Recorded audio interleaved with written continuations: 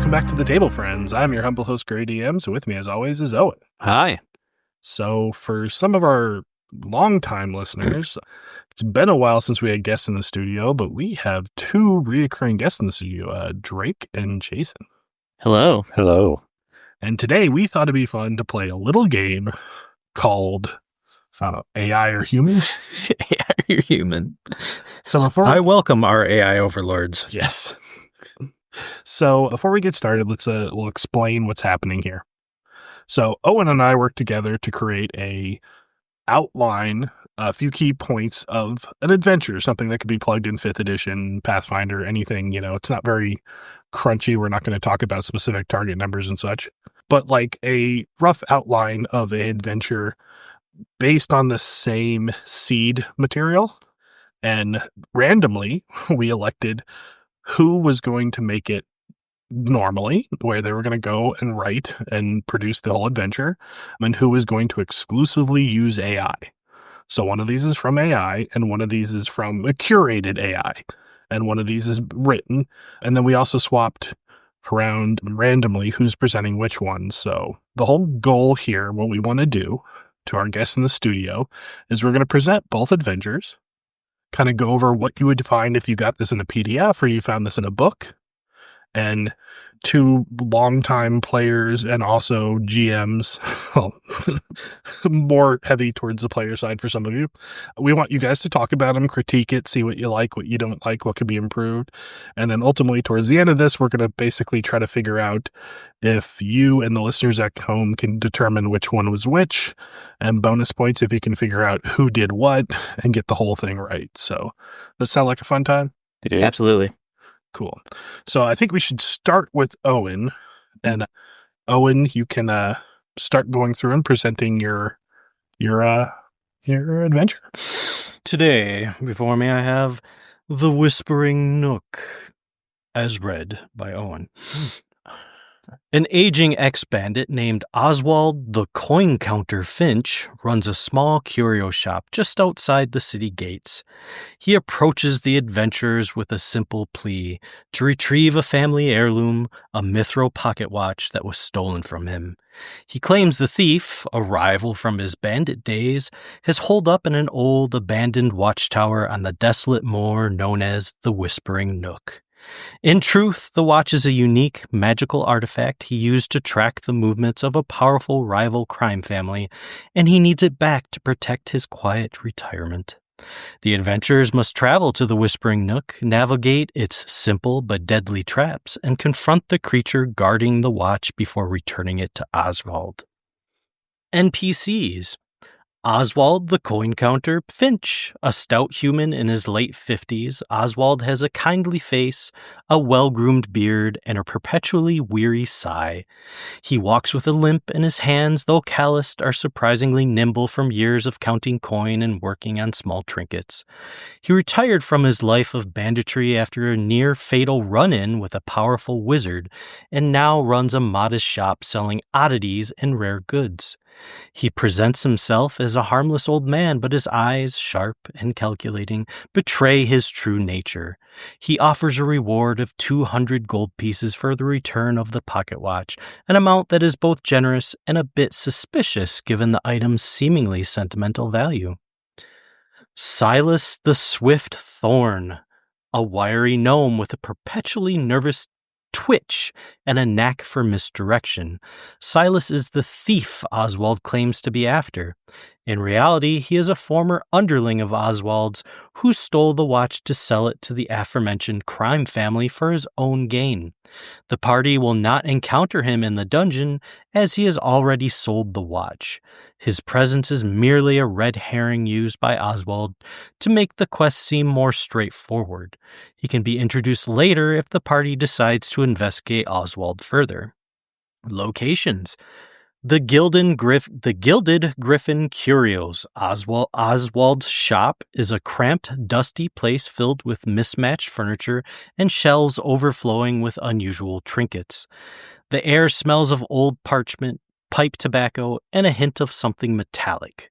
A small, unassuming sign hangs above the door, its gold leaf peeling. The shop seems to attract a clientele more interested in stories than in actual commerce. Behind a heavy curtain is Oswald's workshop, a meticulously organized space filled with complex tools, half-finished clockwork contraptions, and a surprisingly high-quality security system. The Whispering Nook. This old abandoned watchtower stands on a small rise in the middle of a desolate moor. The wind constantly whistles through the crumbling stonework, creating a low, mournful sound. The moor is dotted with treacherous patches of bog and tall, reedy grasses that make the approach difficult. The tower itself is a single, cylindrical room, its roof long gone, a heavy, iron-banded door with no visible handle or lock as the only entrance. Plot hooks. A favor for a friend. Oswald is a well-known figure in the neighborhood and has a reputation for generosity despite his gruff demeanor. The players may be approached by a mutual friend or a local shopkeeper who knows Oswald and vouches for his character. They ask the party to help Oswald retrieve the watch, framing it as a simple act of charity for a good man who's fallen on hard times. The stolen goods. The party has a run-in with a few members of a local crime syndicate who are interested in a pocket watch. They describe an ornate magical artifact and mention they know it was stolen by a former bandit. The party can then be approached by Oswald, who will offer to generous reward for the item. The two plots may seem unrelated at first, but the players will eventually realize that the watch is the same one and begin to question Oswald's story. A job listing. The party finds a cryptic notice on a job board near the city gates. It simply reads, "Looking for discreet individuals for a retrieval job. High pay. Inquire at the Gilded Griffin." The note is signed with a simple O. The party can follow up on the note, leading them directly to Oswald and his request. Encounters in the Moor. The Mist Hounds.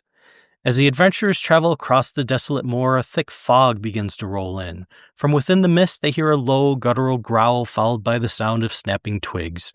Two ethereal-looking, ghostly hounds made of swirling mist emerge. These hounds are more of a nuisance than a true threat, their bites causing a chilling effect that slows a character's movement rather than dealing significant damage. They are the spectral guardians of the moor, and they disappear back into the mist after a short chase. This encounter can set a spooky tone for the adventure and make the moor feel more dangerous. The Lost Traveler. The party comes across a lost and disheveled traveler who has been caught in one of the moor's many bog pits. He is an old, seemingly harmless man who claims to be a botanist studying the rare mosses of the region. He begs the party to help him, promising a small reward. If the party helps him, he will thank them profusely and offer a small sack of gold. If they abandon him, he will reveal his true nature as a disgruntled former employee of Oswald's, who was sent to the moor by a rival crime family to track down the pocket watch. The party may find this out later, making them question Oswald's story. The Crumbling Bridge. The most direct path to the watchtower is across a narrow, rotting wooden bridge over a small chasm. As the party gets to the center of the bridge, a support beam gives way. The party must succeed on a DC 13 dexterity saving throw to avoid falling into the murky water below. The fall isn't deadly, but it will cause a few scrapes and a soaking that will make the rest of the journey more difficult due to the uncomfortable cold. This encounter adds a physical challenge to the journey, making the players feel like they have earned their destination. So, the Whispering Nook itself. The watchtower known by locals as the Whispering Nook was not always a desolate ruin. Centuries ago, it was the workshop of a last refuge of a brilliant but intensely paranoid gnome artificer named Theron the Clockmaker Cogsworth. Theron was a master craftsman who specialized in creating intricate clockwork devices and magical artifacts that manipulated time and space.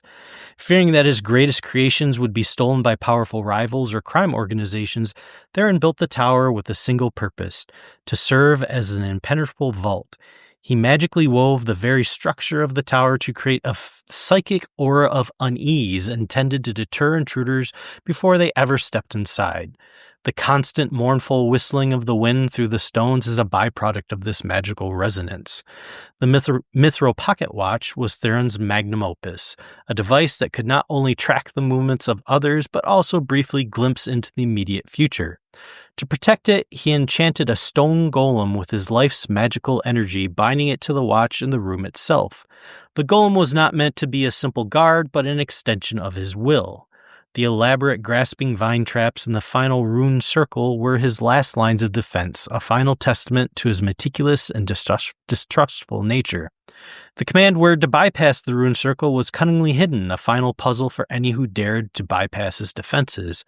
Over time, Theron and his creations were lost to history, and the tower fell into disrepair. The Moor claimed the surrounding land, and the tower's secrets were forgotten. Oswald, through his criminal connections, discovered the tower and its magical treasure.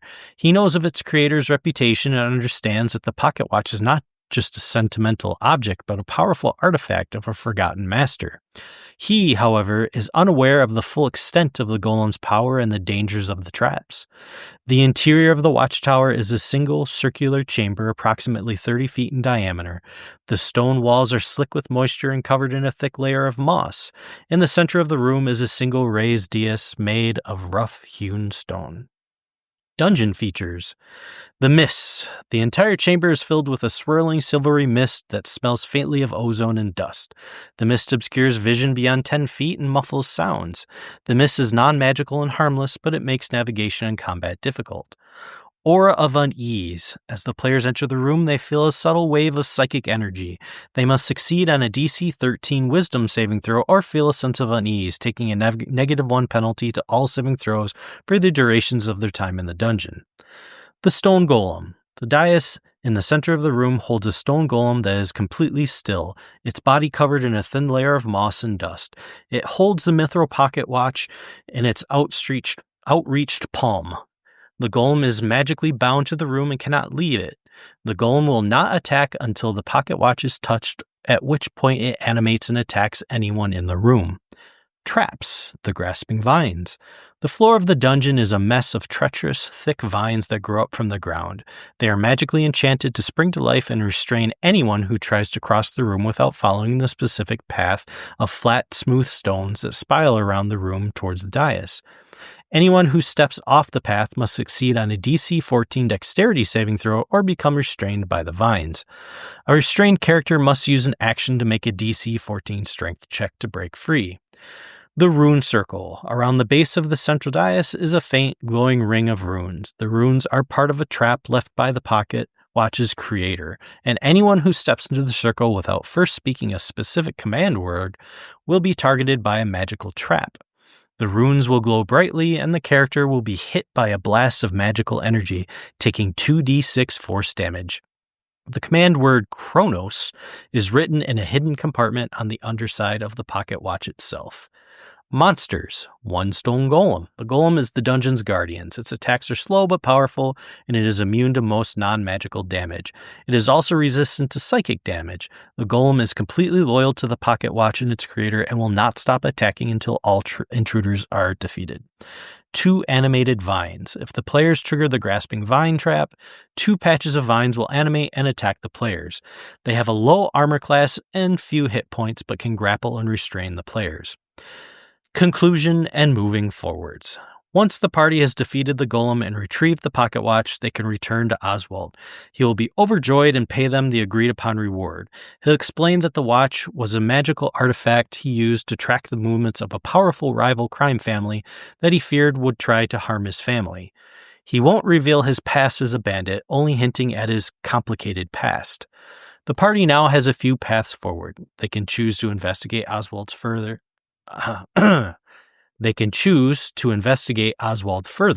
perhaps discovering his past as a bandit. They may learn about the crime family he fears and decide to confront them. The family may want the watch for their own ends and may try to steal it from the players or Oswald.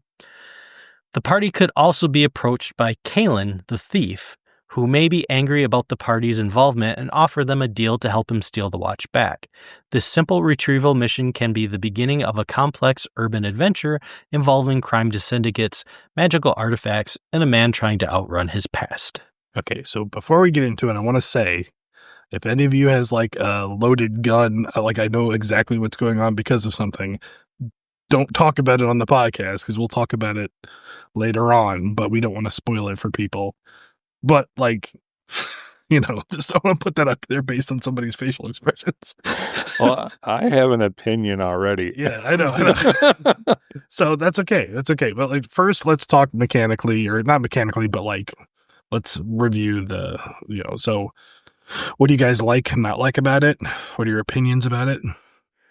To me, it sounds like you pick up a module and read it. It touches all the bases. You have your reason for your adventure. You got to help somebody. You go into the dungeon, you fight the big monster, you find it, and then it leaves you with a little bit of a mystery to continue on.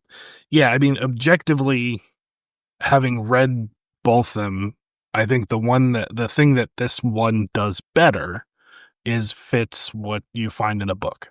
Yeah. Like it's kind of laid out more. It checks all the boxes. Yeah. Mm-hmm. It's very much, if you've read a bunch of, 5th edition supplements, it's like, this is how they're laid out. So the next one will get a little bit off that, but ultimately it's there too. Yeah. Like I would play that. It has a nice little mystery, like your quest giver has more that he's letting on, and it gives the party a reason to investigate him. And, there's the magical artifact for the ooh shiny factor. Cool. Mm-hmm. Anything you don't like about it? It checks all the boxes. Yeah. It feels almost too cookie cutter. Yeah. I mean, and like there's like some things that like don't really add up unless I miss something, like the magical pocket watch was in this guy's possession, but then it ended up back in the warehouse of its creator.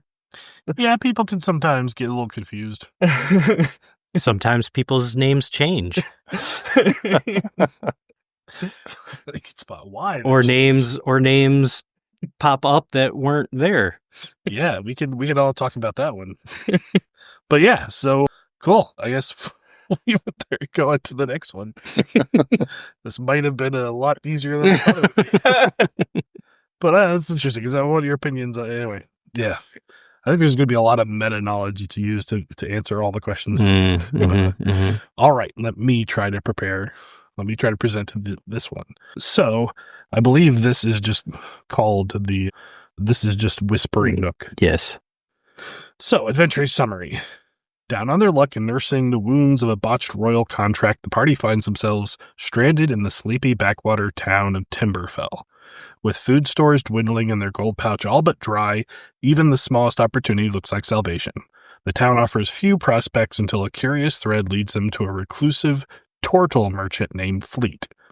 He claims to have lost a trinket of sentimental value, stolen long ago, now rumored to lie within the ruins of an abandoned watchtower called the Whispering Nook, out on the moors.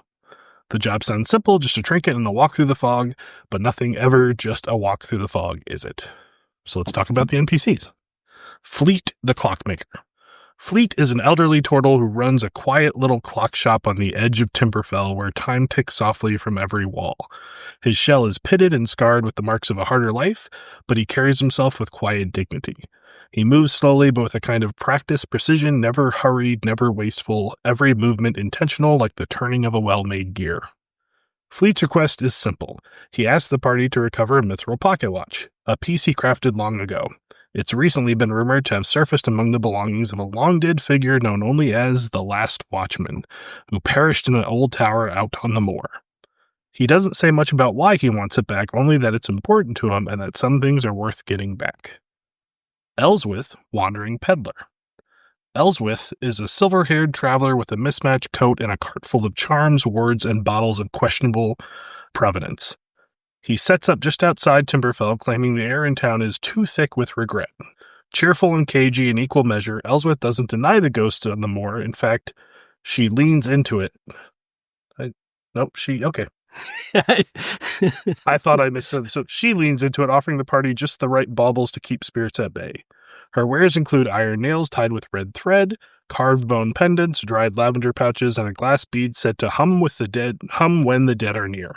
A few of them work, most don't. A practiced eye or a well-rolled religion check can tell which is which. So location, Fleet's Clock Shop. Fleet's shop sits low on the ground at the edge of the Timberfell, tucked beneath the leaning boughs of an old oak and flanked by wind chimes made from brass gears and bent hands and broken clocks. The wooden sign above the door reads repairs. Inside, the scent of oil and dust lingers beneath the constant, quiet ticking of dozens of clocks, each one slightly out of sync. The space is cramped. The space is cramped but orderly, with drawers labeled in neat handwriting and tools arranged with mathematical precision. Time here feels heavier somehow, but not unpleasantly so. The Whispering Nook. The Whispering Nook is all that remains of a once functional watchtower built generations ago to guard trade routes now long forgotten. Perched on the lonely rise amid the moor, the tower partially collapsed decades back during a violent skirmish whose details have been lost to time. Only the lower chamber survives, a single stone room half swallowed by mist and ivy. Locals say the wind never stops there and that if you listen closely, voices can be heard. So, plot hooks. The peddler's tip. While pursuing Elswith's cart, she casually mentions the fleet has been asking around for help with something a bit out past the safe places. She says it's nothing, but adds, he's not the type to ask unless it's something that matters. She offers to sell the party a charm just in case they say yes. The Lonely Notice. The town's job board is mostly bare, outdated postings, torn pages, and irrelevant notices except for a small slip of paper written in careful, tight script. It simply reads, "Seeking assistance, inquire at the clock shop outside town." A favor owed. A local stablehand,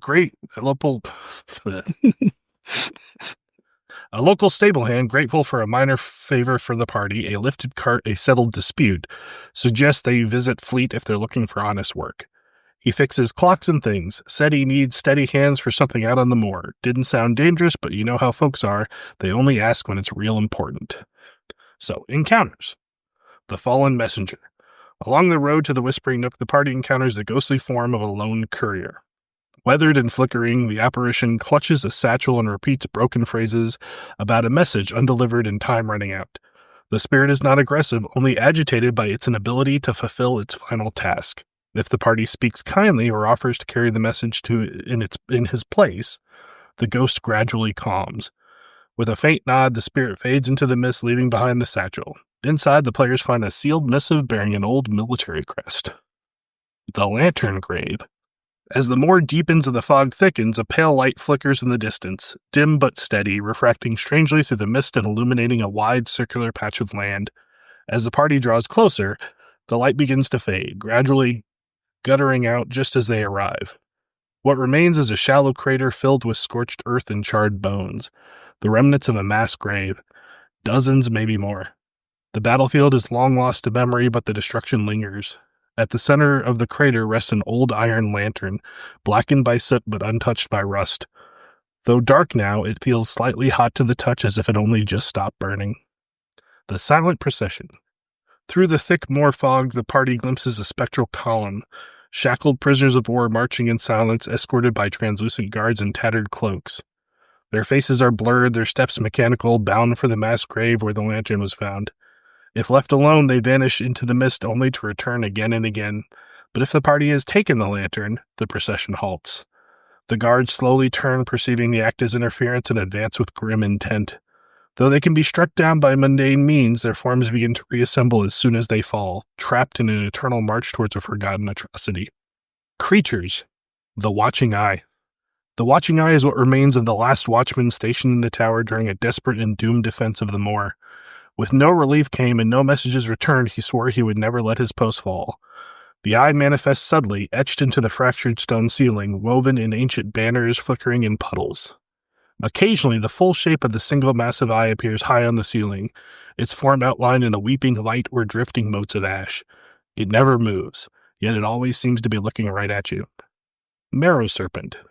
The marrow serpent moves like a serpent, its body formed from a disturbingly long, continuous chain of human vertebrae, each one fused to the next in an unnatural alignment. At its front, a humanoid rib cage flares outward like the hood of a viper, giving it the illusion of a head. Perched atop this skeletal hood is a slack-jawed skull, its jaw hanging open and lolling with each motion, blank, aimless, and grotesquely decorative. The marrow serpent slithers in silence, vertebrae clicking faintly across the stone and coils low in corners or beneath debris, waiting for the perfect moment to strike. The dungeon. The Whispering Nook. The Whispering Nook was once the modest stone watchtower raised during the final years of a regional conflict no one bothers to remember anymore. Not out of spite, but because the names have faded, and the reasons for killing were never that clear to begin with. The tower stood on the edge of a long-forgotten supply road, tasked with nothing more than sending signals to distant outposts and reporting troop movement across the moor. Its last garrison was small, no more than a dozen, and led by a soldier who became known only in local folklore as the Last Watchman. He was never relieved of duty. No word came from command. The final message sent to call him never arrived. By the time the war ended, the tower had fallen off the map. Its defenders were presumed dead or deserted, but one remained. Whether by oath of session or something stranger, the Last Watchman never left. Locals claim he died at his post, but the way the wind sounds when it passes through the broken stone, like murmuring voices always just out of comprehension, suggests he may not be entirely gone. From a distance, the Whispering Nook appears a little more than a jagged silhouette on the horizon, leaning slightly, partially collapsed, and choked in ivy and black moss. Its upper levels fell long ago, leaving behind only the main floor, a small partial stair, and part of the second level's exterior-facing wall, which remains visible through a wide breach in the ceiling. Wind constantly sweeps through the ruin, but it never howls. Instead, it moves in sharp, whistling bursts like the breath through old teeth. Inside the tower is simple but unsettling. The space is roughly circular, 30 to 40 feet across, with walls of lichen-covered stone and a damp, uneven floor made of cracked flagstones. A fragmented spiral staircase rises along one wall, ending abruptly just above the party's head. Shattered beams from the tower's upper level lay rotted and half-buried beneath debris.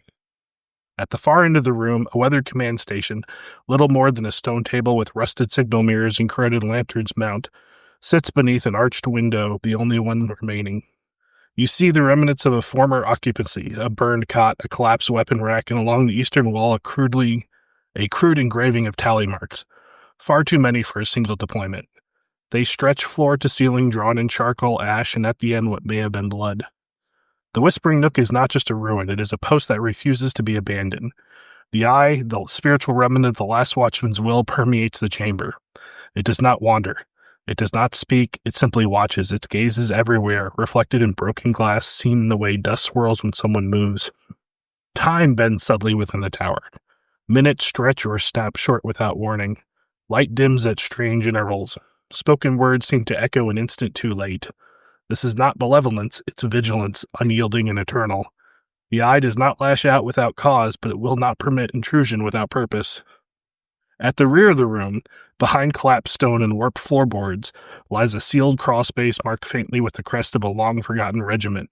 Inside, untouched by rot or dust, rests a polished mithril pocket watch, heavy in the hand and unnaturally cold to the touch. It ticks softly but clearly enough to be heard in the stillness. Dungeon features. Unnatural silence. The air feels padded, footfalls echo dully, and the voices seem to fade before they reach each other's ears. This is the eye's first defense, muffling coordination and communication. Effect: players must speak louder or stand closer to communicate clearly, complicating teamwork or spell coordination. Eye's gaze.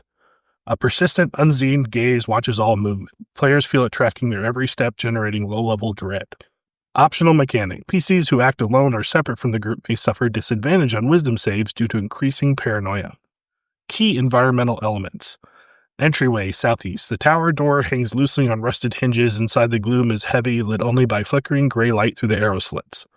The floor is covered in debris, scattered old bones, and warped floor stones. Central floor, south to west arc.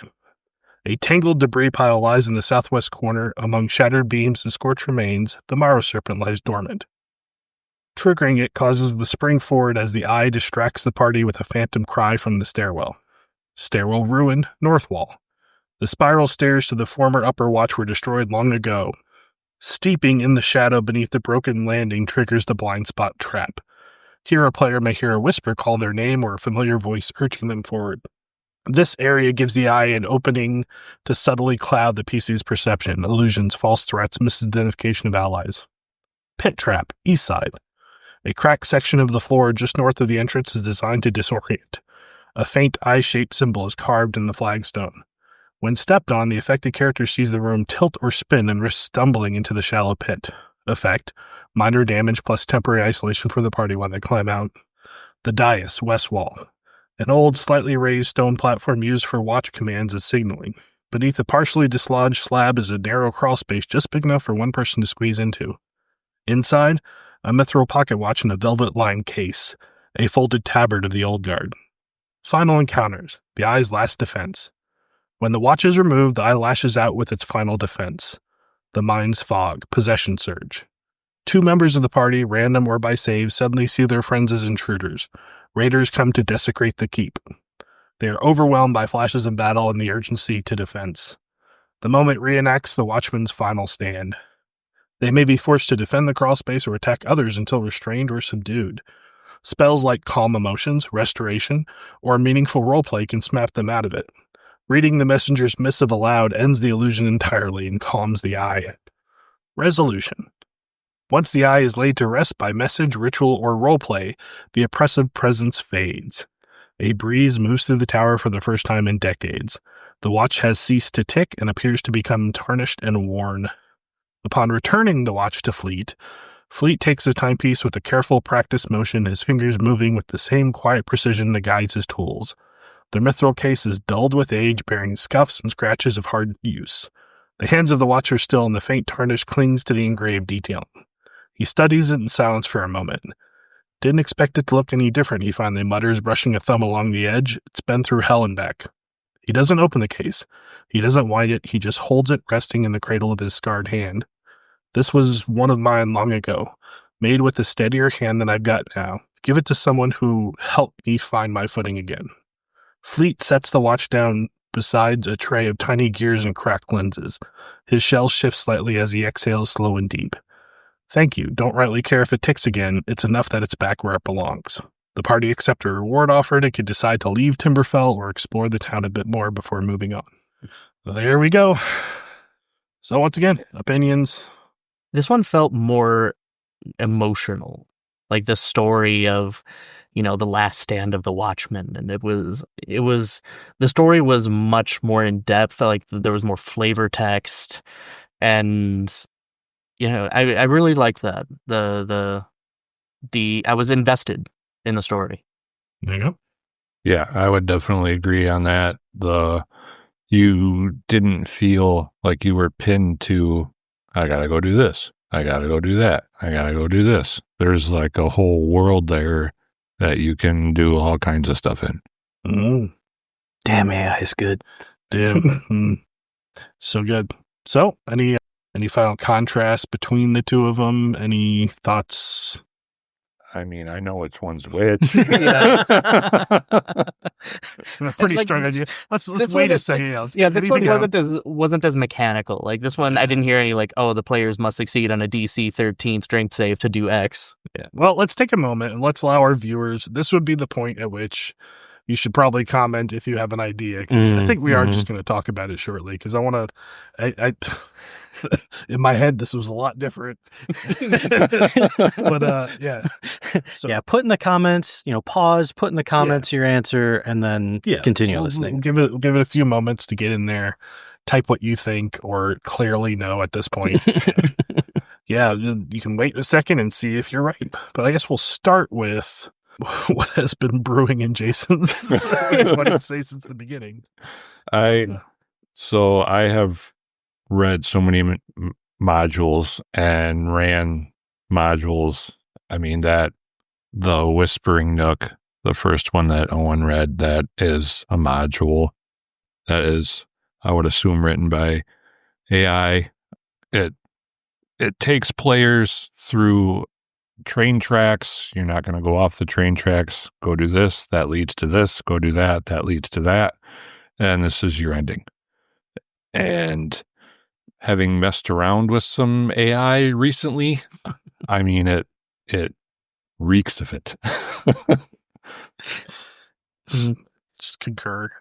Yeah, I concur. And like I touched on earlier, it feels very cookie cutter. Like if you took every module ever written for D&D and just had a summary of it, Homogenized. Yeah. It's kind of weird too, because like, I guess strictly as looking at these two and knowing that we were going to present these two, I almost thought that might even be a benefit because it matched so well with what was in a book. Well, That clearly was not. yeah, well, so my differing opinion on that is I think that would be a really good campaign for people that were just starting playing D&D, though. Yeah, Because it absolutely. really just kind of walks them through it. I think Yep. that's closer to what you would put online as an offering Yeah. because of the way it's bulleted out stuff. So what anything else? Some stuff we already mentioned. There were things that just didn't make sense. Yeah. Okay, yeah. I'm listening to that. Yeah, there were some names that popped up towards the end that were different than they were at the beginning. Yeah, there's a specific whole part that when we had both of these and I read through both of them and stuff, I made a note. I didn't pass that over because I was like, we should probably skip this whole part. But yeah, I agree. There were some issues. That makes sense. I think, well, I mean, there's my reason why I knew this was AI right from the first line. Let's wait on that because we have a whole other take on this, but we want to get that out first. Yes. So if you guys, you're pretty confident about which one was AI and which one wasn't. Mm-hmm. Okay, so the next one is who did what? That one I'm not 100% sure on. If I had to guess, I would say Owen wrote the second one and Gray did the first one. Okay, there's your guess. Yeah, I would say Owen wrote the second one because the games that we have played, Owen doesn't go, too deep into the like existential stories, but like there is a, deep and meaningful, but a more personal story. And those are the kind of stories that I know Owen likes to write. Well, you want to reveal how wrong they are on both Yeah, accounts? man, you guys are so wrong. Man, we didn't fool anybody. I don't know if I'm insulted by the last one. Well, I didn't want to come out and say it just because I don't want to go down that rabbit hole and take up a whole podcast. Yeah. But having played with you guys as long as I have, I recognize your writing style compared to Owen's writing style. Yeah. Oh, so the first one. So obviously the first one was AI. The second one was written by Owen. We randomly did it because we felt like I really felt like we had to randomly do it because like the default would have been me writing. Yes. Yep. So we wanted it random. We picked a spinner, figured it out. I got through like the first line and I was like, ooh, like I would have spot this from a mile away. And just like the description of gears and cogs, I'm like, there's no way. Do you know Owen? This is exactly him all the way. Yeah. The only thing I had about it was I reading it, there was a little bit of like, there's a point at which you say you break the way you're presenting it. And it was very much written as someone who doesn't read a lot of modules. No, I don't read any modules. I kept thinking, and that was one of the reasons where I'm like, how do you want to present this? Because I have I will just write a paragraph of stuff to read. Like, I don't know how you want me to do this. So I was like, this is kind of not the way that the industry gives you information. It's the way you write. It's just the way some person writes about this stuff. And then of course, just being that you had the option of not just telling AI what to do, it flowed. Yeah. So apparently my account on Gemini loves the name Kalen, and it shows up every freaking time. I know. When I got to the last paragraph, and I was just like, "Who's Kalen?" So I went in there, it showed up, and I was like, "Okay, go through this and pull that out, and just come up with a different name for that person." And then there's the whole big thing where it says he stole the pocket watch. Yeah, it doesn't make any sense. He basically says he had the pocket watch. Someone stole the pocket watch, and then the story is it's been in this tower held by this golem for centuries. Yeah, and that part of on mine, I made a mistake too, because my whole thing, I was just like, yeah, like turtles live a long time, blah, blah, blah. I wrote the whole thing and then I looked it up. It's like, no, they only live 50 years. I was like, well, that doesn't fit, but I'm not changing it. That was another thing that I picked up on. I'm just like, I don't think if you asked an AI to write a D&D module, I don't think it would pick a turtle. Yeah, probably not. Like, that's probably a dead giveaway, was that, hey, it's this other race. I just really wanted him to be like this weathered and scarred dude, but not like the human guy with the eye patch, Well, like, it makes sense. Like, like in Daggerheart, I'm pretty sure in Daggerheart, because I'm pretty sure I checked that, but like in a lot of other systems, turtles do live a long time. Because turtles live a long time. Right. But specifically in D&D, they only live to be like 50 years old. Yeah, it's very weird. Like, I don't know if that just is something. And I just, that was one of the reasons why I didn't do DC checks and stuff like that too. I kind of wanted to be game ambivalent, just let it doesn't have to be a D&D. It can be something else. In those two random ones. Yeah. Yeah, that was very telltale for AI. Them slipping in dice rolls, kept referring to the players, where if you're writing something, you're not going to be doing that. Yeah. The players appears a little bit, but the other one that I thought was really... We'll put the PCs. Yeah. And you're going to have to ask me, did you use AI to clean up any of this? Mm-mm. Okay. So it was you that just kept putting in the AI dash. Huh? So unless I'm missing this, so like the... AI dash. Yeah, you haven't heard of that? I can't remember what they call it, but like where if you do a response, a lot of times it'll go through this thing where it'll go dash and then explain something. Like dash etch to the fractured stone ceiling. No. Like, watch how often that appears in ChatGPT. Like, it's one of the hallmarks that people look for. Yeah. You've heard of this, right? Like the weird thing where I can't remember, they call it something specific. And everybody's like, why does that keep appearing? And like, when you sent me it, I was just like, oh, that's funny. He's doing that because... Yeah. But I guess it wasn't. Yeah. No, that was just probably an issue with me copying and pasting stuff, because I kept going back, because I had a couple things where when I said like, oh, I screwed that up because I had copied and pasted something twice and put it in there, because I was writing it and organizing it separately. Yeah, I thought you just had like, you fed it into something to clean it up or something. And that's why it was like the dash, just a trinket, the dash until curious. Although I could absolutely see Owen trying to write it to sound like an AI wrote it. 100%. Maybe. That's what I thought he did. Yeah. Yeah, it was... Yeah, the bone serpent was a little weird. I was just like, that sounds like something an AI would come up with. No, that was me trying to come up with something. I was like, I don't like anything I'm coming up with. Fuck it. I'm just going to do this. The marrow serpent. I did use an online like name generator to try to come up with a name for it, but I'm just like, whatever. Yeah, that was another telltale sign for the AI is whenever they name players, they have a first name and a last name, and then they always put the nickname in the middle. That's what I said when